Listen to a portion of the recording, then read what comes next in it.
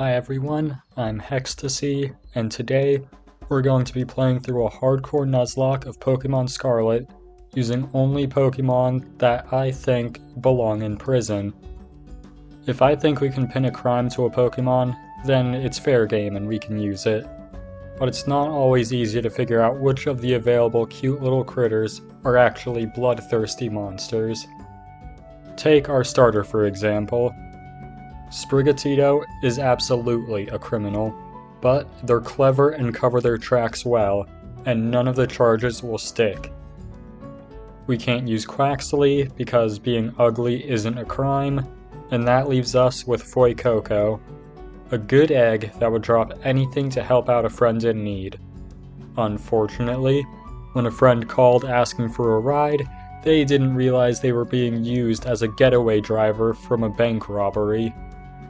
Now that they're complicit and on the run from the law, we can add her to our team. Welcome aboard, Mary. Over at the Poco Path, we can grab ourselves and the Hoppip. We are actually going full Minority Report here. Anne hasn't actually committed any crimes yet, not until she evolves. But you know who does have a valid warrant out for their arrest? Bonnie the Diglett, wanted for digging up and destroying a water main, leaving hundreds without access to clean water. Moving on through Mesagoza and to South Province Area 2, we find Charlotte the Happini, who has been caught impersonating a doctor after one of her patients passed. So with our small team of criminals, we can take on Katie, the first gym leader. Mary is able to handle her first two Pokemon, but when our bug-type Teddiursa comes out, we find ourselves in trouble. We're outsped and hit by a Fury Swipes that leaves us with just 6 HP, so we have to switch Mary out. Bonnie might not survive an attack, so we send in Charlotte, who immediately goes down to a Fury Swipes. But this lets us bring Bonnie in, who hits Teddiursa with a Sand attack, lowering their accuracy, causing them to miss several moves in a row, and we're safe to whittle down its remaining HP with Scratch, winning us our first gym badge. We can then head back to South Province Area 1, where we find William the Drowsy, who's wanted for stalking and breaking and entering. And after we catch him, Mary evolves into a Crocolore. Moving on to Area 3, we find Kid the Skiddo, who has a rather nasty habit of headbutting people off of cliffs. While training for the first Titan Pokemon, we go up against a particularly tough Cloth, who obliterates Bonnie and sends them straight to prison. Whoops. For the actual Titan Cloth, we have Kid land a Leech Seed, and is able to survive long enough to land enough Tail Whips so that a single Razor Leaf takes it out, completely skipping over its ability. Our strategy for Phase 2 of the fight is largely the same, except now we have Arven to take some of the aggro, and we quickly take it out. We then take on Brassius, the second gym leader, but Mary is easily able to blast through his team with Incinerate, winning us the fight. Our next stop is in West Province Area 1, where we find Reed the Mankey, who has a tendency to find himself in brawls with anyone that so much as looks at him funny. But now, here's the issue. We're just about out of Pokemon to catch this early on, and the next major fight is against a Titan Bombardier, which we have absolutely nothing good against. And on top of that, there are no breaks in between the phases of this fight, so we have to do it all at once. So what's the solution? Well, we can enter the DLC Kitakami region to find more criminals. Starting at Kitakami Road, we find Rachel the Poliwag, who has robbed numerous high-end beauty stores. And at the Wistful Fields, we find Henry the Munchlax, who destroyed a McDonald's drive-thru after being told the ice cream machine was broken. And then evolves into a Skiploom, but they still aren't a criminal yet, so we only have 2 new teammates to help us take on Bombardier. We start with Henry, who's able to land a couple Rock Tombs before his HP drops enough for us to need to switch out. We bring in William, and a couple headbutts finishes the first phase of the fight. For the second phase, we immediately have to swap Henry out. So we bring in Rachel, and Arven's Knackley is able to hit Bombardier with a smackdown, removing its ground immunity so we can start hitting it with Mudshot to lower its speed. Luckily, Bombardier is more focused on Knackley, so we're able to safely win this fight. Next on the to-do list is taking on Team Star's Giacomo, who starts with Poniard while we bring in Mary. Aerial Ace doesn't do much damage to us, and an Incinerate takes out Poniard, and in comes his Starmobile. It starts hitting us with Wicked Torques for big damage, while we hit it with Mud Slap for small damage, but we also lower its accuracy. We switch out for Henry, and we're able to get another Mud Slap off before being hit by a Metal Sound, cutting our special defense in half. So we'll have to swap out again. Kid comes in next, and a Wicked Torque puts us to sleep before we can land any moves. Luckily, we wake up the next turn and heal up with a Synthesis. We're able to get a couple Tail Whips off to lower its defense before Kid goes down to a Wicked Torque, and we bring Henry back in. We begin spamming Rock Tombs while our HP is slowly being whittled down by Swifts, but eventually we come out on top, winning the fight. Our next stop is in the Asado Desert, where we find the bank robber that roped Mary into a life of crime, Wolverston the Sandile. We then move to the other side of the country to East Province Area 1, where we find Morgan the Tauros, another violent criminal on the run. And moving just over to Area 2, we grab Bartholomew the Finizen. We have our first real fight with Nemona next, but Bartholomew takes out Rockruff, Wolverston handles Palmy, and Mary defeats Florigato for quite the easy fight. Henry then evolves into a Snorlax while hiding behind a building, and we're now ready to take on Iono, the third gym leader. She starts with Watrel, and we bring out Henry. It starts hitting us with Sparks while we set up stockpiles to boost our defenses while our leftovers keeps us healthy. Unfortunately, we get paralyzed off of the second Spark, but once all three stockpiles are set up, we take Watrel out with a Rock Tomb, and next in is Belly Bolt. We hit it with a Bulldoze, dealing a solid amount of damage, and now we can start using Last Resort, a powerful normal type move that only works after we've used all our other moves at least once. Belly Bolt goes down to one Last Resort, and next in is Luxio, who lowers our attack with Intimidate, so it ends up surviving a Last Resort, but goes down to Bulldoze on the next turn. And finally, we have to deal with Iono's Electric-type Mismagius. It hits us with a Confuse Ray, and we end up hurting ourselves in confusion 3 times in a row while being hit by Charge Beams. But she doesn't do too much damage to us, and we eventually get 2 Last Resorts off to take down Mismagius and win us the fight. Shortly after, we're able to evolve William into a Hypno, and Rachel not only into a Poliwhirl, but further beyond into Poliwrath. Team Star's Fire-type base is next, but between Poliwrath and Snorlax, the fight with Mela really isn't a problem at all, and we quickly win it. We can then move to East Province Area 3, where we find Roberts the Carcoal, a shady former owner of a coal power plant. We can then evolve Wolverston into a Krokorok, Reed into a Primeape, and Anne finally evolves into Jumpluff, a hardened war criminal who violates the Geneva Conventions on a daily basis. We get to take on the Titan Orthworm next, but a few Bubble Beams from Rachel takes it out in no time flat, and we quickly move on to the 4th gym leader, Kofu, who starts with Veluza while we bring in Morgan. We outspeed it and land in Assurance, taking out just under half of its HP, and it hits us with Pluck for a decent bit of damage. A second Assurance just fails to get the KO, so we take another Pluck, leaving us with around a third of our HP. Luckily, there's a Sandstorm going on, and that takes out Veluza at the end of the turn, and in comes Wugtrio. We swap to Anne on a Water Pulse, and we barely take any damage. You can then outspeed and land a Mega Drain, taking out quite a bit of its HP before we're hit by a headbutt for decent damage. But it turns out we have a speed tie, and Wugtrio moves first on the next turn, not only scoring a critical hit with headbutt, but also causing us to flinch. Not wanting to risk Anne's life, we swap out Rachel on a headbutt. We're outsped and hit by a headbutt and flinch. Not once, not twice, but 3 times in a row. So we have to switch out again. We bring in Henry, and Wugtrio actually goes down to chip damage from the sandstorm. Finally, we need to deal with Kofu's water-type Crabominable, and seeing this thing makes me think that maybe being really ugly is a crime.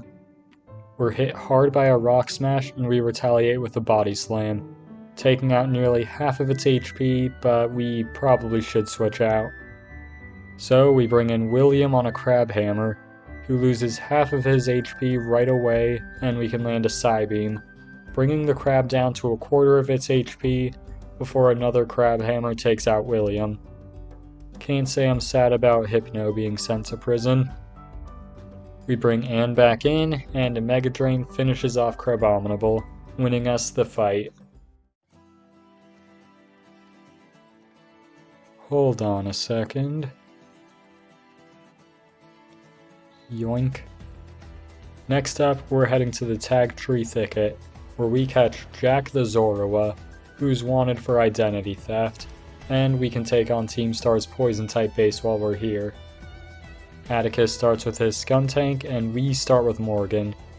We're hit by a Venoshock, losing a decent amount of HP, but we can then land a Bulldoze, taking out more than half of its HP and lowering its speed. So we can outspeed it on the next turn, and a second Bulldoze takes out Skuntank. Muck is in next, and we land a Bulldoze, taking out less than half of its HP, and it hits us with a critical hit Sludge Wave for big damage. But thanks to our Anger Point ability, our attack gets maxed out, and another Bulldoze gets the KO. Next in is his Revavroom, and we have a decent defense stat, so I think we should survive at least one attack. We did not survive an attack. We bring in Rachel next, and she survives a Sludge before taking out Revavroom with an Earth Power. And finally, we have to deal with the Starmobile. Noxious Torque doesn't do much to us while we land Earth Powers, but we'll go down before we take them down, so we need to swap out. We bring in Henry and start landing Chilling Waters to lower the Starmobile's attack. And when our HP gets low, we can just use Rest, completely healing ourselves. When we wake up, we can start spamming Bulldozes, and we quickly get the KO, winning us the fight. Soon after, we can head back to the South Province, where we find Grace the Mastiff at Area 4, who is wanted for murder and cannibalism. And at Area 5, we get one of the local gang members to join up with us, a Basculin named Edward. We head to West Province Area 2 next, where we meet O'Malley the Drifloon, who's wanted for multiple attempted kidnappings. And at Area 3, we find Teach the Tropius, who accidentally introduced an invasive species to France while moving bananas illegally through the country. We're then able to evolve Robert, Jack, Mary, Reed, O'Malley, and Grace, and with all of this, we're ready to take on Larry, the 5th gym leader. He starts with his Komala, and we bring in Rachel. We're hit by a yawn and about to go to sleep, and we hit Komala with a circle throw, dealing quite a bit of damage and forcing it out. The Dunsparce is in next, and it hits us with a glare, paralyzing us, and therefore stopping us from falling asleep. Unfortunately, we can't move the first turn, and we're hit by a Hyper Drill, not taking too much damage, and we can retaliate with a circle throw, this time forcing Staraptor in. We swap out to Roberts as Staraptor terastallizes and hits us with an Aerial Ace, hardly doing any damage. It then hits us with a Facade, dealing a little more damage, but then our Flame Body ability burns it, which just increases the power of Facade. We hit it with a rock slide for decent damage, and we begin trading blows back and forth. But after a critical hit Facade, we need to swap out. Mary comes in and is immune to Facade, and Staraptor goes down to its burn. Dunsparce is back in, and a Torch Song just misses the KO and we get paralyzed by a Glare. So we swap out for O'Malley, who's immune to the incoming Drill Run, and we can take it out with a Thunderbolt. Komala is back in, and a single Thunderbolt takes it out, earning us our 5th gym badge. Right after that, we have another Nemona fight before we can change our team, but she's really still not much of a problem at this stage of the game. Rachel takes out Lycanroc, Reed handles Pomo and Goomy, and Mary torches Meowscarada. We're now ready to start climbing Glaseado Mountain, and in the caves beneath the mountain, we find Calico the Dno, who has burned down his ex's house, and on the mountain itself, we find Sadie the Delibird, who has broken into literally every house on the planet. We can then evolve Wolverston into a Crocodile, and we can take on Rhyme, the 6th gym leader. She starts with Mimikyu and Bayonet, and we bring in Henry and Anne, who has magically turned pink. Anne hits Mimikyu with a Night Slash, breaking its disguise before it hits Henry with a Slash, and Bayonet uses Icy Wind, dealing little damage to both of our Pokemon, and surprise, Anne was actually Jack. Henry then takes out Mimikyu with a Heavy Slam, and in comes Houndstone. Houndstone outspeeds us and hits Jack with a Play Rough, leaving him with just 1 HP before Bayonet finishes off Jack with an Icy Wind. Henry then hits Houndstone with a Crunch, dealing quite a bit of damage, and we bring in Grace next. Bayonet hits Henry with a Sucker Punch before we take out both of Rhyme's Pokemon with a Crunch each, and in comes her final Pokemon, a Ghost-type Toxtricity. It uses Discharge, failing to do much damage at all, and it gets annihilated by Crunch, winning us the 6th gym badge. Next up, we need to head to Alfornada City. In the caves below the town, we find Pharrell the Sableye, who robs a jewelry store and is now hiding out in the caves waiting for the heat to die down. And just outside the city, we meet Maria the Gothorita, who murdered her ex-husband twice. We aren't sure if she killed 2 different people, or if she used the Dragon Balls to revive her ex-husband so she could kill him a second time, but either way, we're happy to have her on the team, especially since she can quickly evolve into a Gothitelle. We have another Nemona fight just before the next gym leader, and she starts with a Lycanroc while we bring in Poliwrath. We land a Waterfall, just missing the KO, and then proceed to miss the next 5 billion attacks. But we eventually take it out, and Palma is in next. So we swap to Wolverston on a Spark, which we're immune to, but then we're outsped and hit by an Arm Thrust, but we don't take too much damage, and a Dig takes it out on the next turn. Sliggoo is in next, so we bring in Henry on a Dragon Pulse, which hardly hurts us, and a couple Heavy Slams takes it out. And all that's left to deal with is Meowscarada. We switch to Anne on a Flower Trick, which doesn't do too much damage, and it then hits us with a Slash, bringing us to half HP before we land in Acrobatics, for less damage than we'd hoped for. So we swap to Mary, who's immune to the incoming Slash, and we can take it out with a Torch Song, winning us the fight.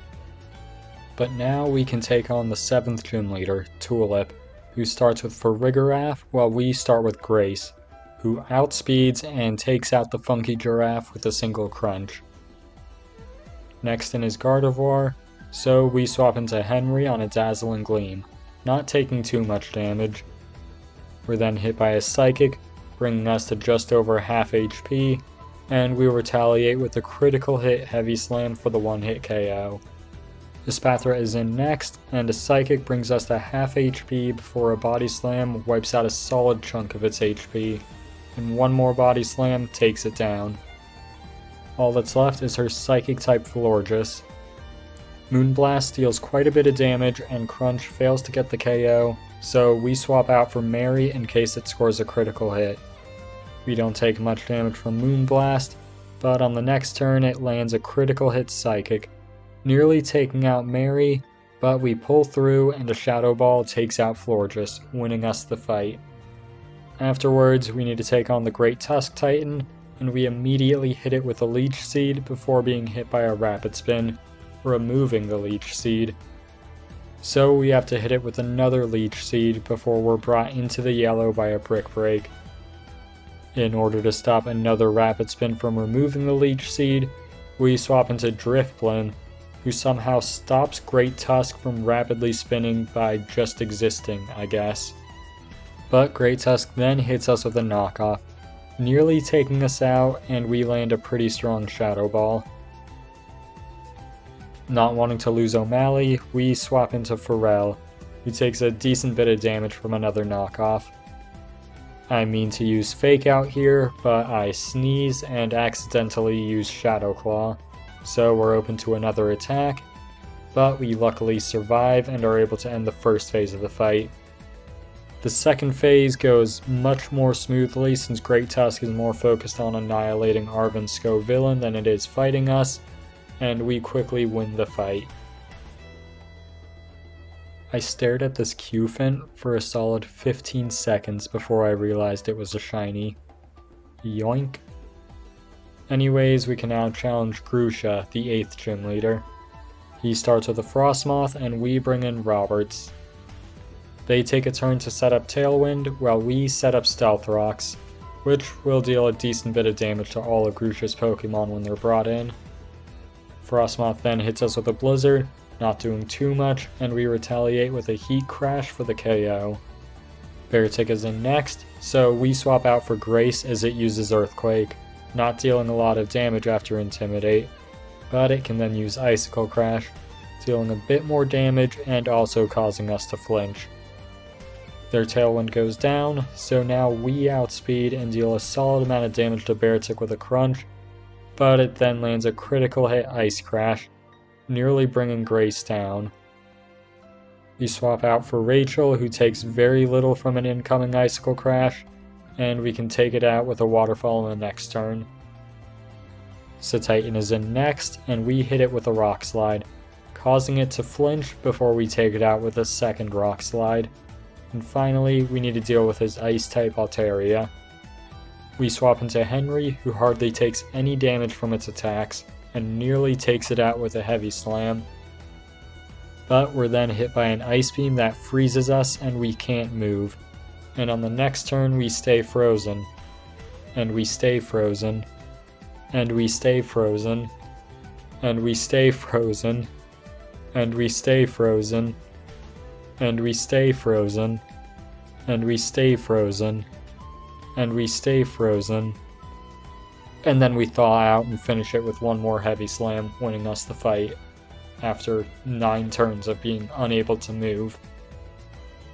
Next up, we need to take on Team Star's Fairy-type base and their leader Ortega, who opens up with an Azumarill while we bring in Teach. We're outsped and hit hard by a bounce, but we're able to retaliate with a 5-hit Bullet Seed for the KO. And next in is Wigglytuff.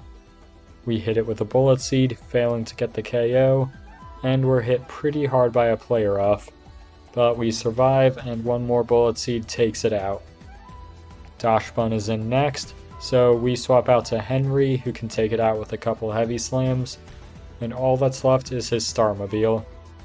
But this is a contender for the weakest Starmobile, and we can just switch out to Mary, who takes it out with a few Torch Songs to win us the fight.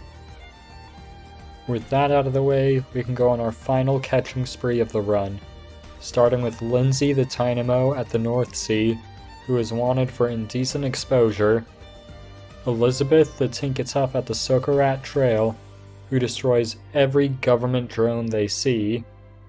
Down at the lake, we find Swan the Slowpoke, who somehow managed to evade taxes despite being the slowest thing on the planet. At North Province Area 1, we find Jean the Scovillain, who is normally just a minor nuisance but has on more than one occasion tied people to train tracks. And finally at Area 2, we find Lafitte the Phalanx, who is known to incite riots with his followers.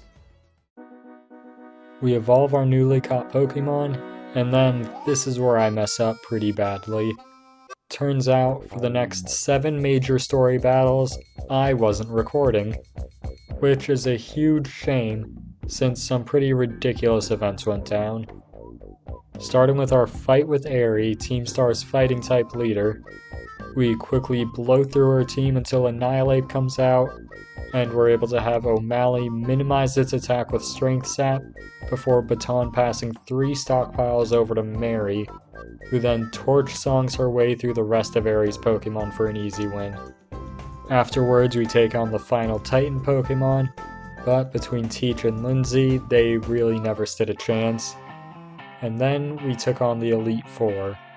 Starting with the Ground-type trainer Rika, we have Jean take out her Whiscash before being obliterated by Donphan's Stone Edge. But we can then bring in Edward, who easily handles the rest of her team until Clodsire comes in, but Teach takes care of that pretty easily. Next up is the Steel trainer Poppy, but with our plethora of fire and fighting types, we beat her without anyone being arrested. And then this is where another issue arises. I went in unprepared and ran out of EXP candies, so we'll be taking on the rest of the Elite Four underleveled, starting with Larry the Flying type trainer. Colossal is able to handle Tropius, but his Staraptor takes him out with a close combat. We bring in Drifblim next, and they're able to handle the rest of his team until Flamigo comes in and beats it with a Brave Bird. But we can then bring in Edward to finish it off. Next up is Hassel, the Dragon-type trainer, but I'm not concerned since we have Sadie the Delibird, an Ice-type who should annihilate his entire team. Except it couldn't even beat Noivern, his first Pokemon. This puts us in a rough spot, but between Edward and Wolverston, we're able to reach his ace Baxcalibur with no more losses. But Baxcalibur is a machine. Rachel and Pharrell both go down, and Wolverston tries her best, but she's not able to beat Baxcalibur, and she is taken away to prison too. But this gives Edward the opportunity to come in and finish off Baxcalibur with an Ice Fang, ending its rampage and allowing us to challenge Champion Geeta. Geeta starts with her Espathra, but Edward eats it. Go-Go is in next, so we switch to Teach, who's just barely able to get the win out over the goat. But Veluza comes in next and takes out our Tropius with a Pluck. We get Grayson there next, and she's able to beat Veluza with a Crunch, and in comes Avalugg, who ends up beating out our Mabostiff with its Body Press. But now we can bring in Maria, and we spam Tickle to lower Avalugg's attack and defense until it eventually takes out Maria with a Crunch. But with its capacity to deal damage heavily reduced, we can now bring in Swan, who's able to max out both of her defenses and her special attack, while we use Slack Off to keep our HP up. We then land a Stored Power, which has close to 400 base power at this point, and it wipes Avalugg from existence. Next in is King Gambit, a Dark type who's immune to Stored Power. Right, I forgot about that. So we have to switch into Henry, who takes a lot of damage from a Kowtow Cleave. We're able to take it out with a Hammer Arm on the next turn, but we are in pretty poor shape when she brings in her final Pokemon, Glamora. We do get a Hammer Arm off on Glamora, but it's not enough for the KO, and Henry ends up going down to a Sludge Wave. But now we can bring in Edward, the Goat, who hits Glamora with a Wave Crash to take it out. But unfortunately, we don't survive the recoil damage, and Edward goes down after winning us the fight. But hey, we still have Swan. I finally remembered to hit the record button, and this is all that's left of our team. You know what? We don't need Bartholomew. He's going to prison for fun. And so is Lindsay. You may have noticed that Sadie the Delibird isn't in prison with the rest of them, and that's because she's been put in solitary confinement for sucking so much. But now we can take on the last few fights of the game, starting with Clavel, who brings in Oranguru, while we bring in Mary. We outspeed and hit it with a Will-O-Wisp to burn it, and it hits us with a Yawn. So we swap into Swan before we fall asleep, but Oranguru hits us with a second Yawn. Oranguru outspeeds us and goes for the legendary triple Yawn before we're able to get up an Iron Defense, and we fall asleep. Oranguru starts hitting us with Dream Eaters while we're asleep to heal itself up, but that works out well for us since it gives us more time to set up. And once our stats are sufficiently raised, we wake up and hit Oranguru with a Surf for the KO, and the rest of his team all goes down to a single hit each.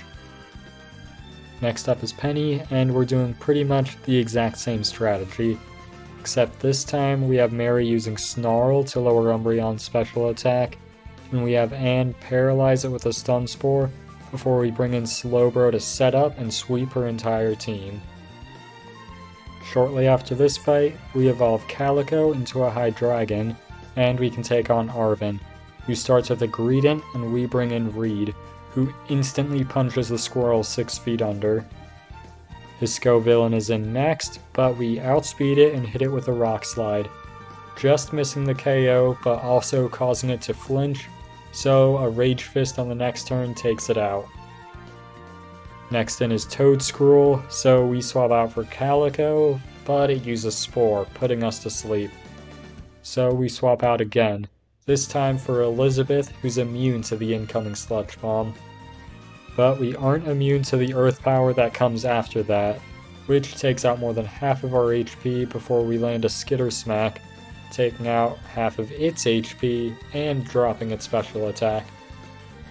But I don't want to risk losing Elizabeth, so we try to swap between her and Calico to give us time for our leftovers to heal us, but Toedscruel starts using Power Whip, which puts a stop to that plan.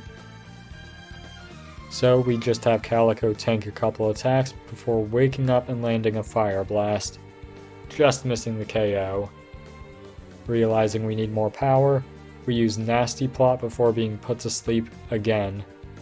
It takes a few turns for us to wake up, but when we do, we get another Nasty Plot off, tripling our special attack before we take out Toedscruel with a Dragon Pulse. Garganicle and Cloyster both go down to a single Dragon Pulse, and all that's left is his Mabostiff.